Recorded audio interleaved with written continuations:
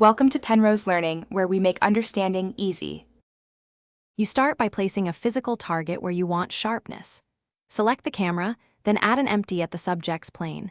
This is faster and more precise than guessing distances. Once done, open the camera properties and enable depth of field. You must assign that empty as the focus object. This links the camera's focus distance automatically. Doing this preserves focus while you change composition, so your subject stays sharp as you move the camera. Now connect the pieces.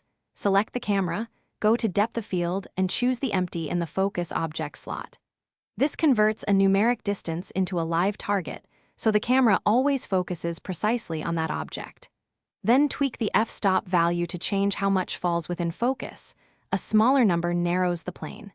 Make sure to switch the viewport to rendered preview so you can see bokeh and sharpness in real time, and nudge the empty slightly to refine the plane.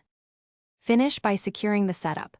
Lock the empties, transform, or add keyframes to animate focus pulls. The camera will follow the object's position automatically.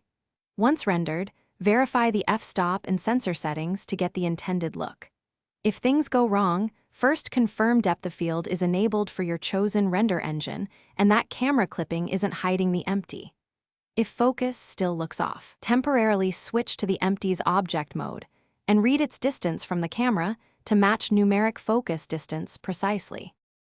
Thanks for watching. If this was helpful, leave a like and consider subscribing. See you next time.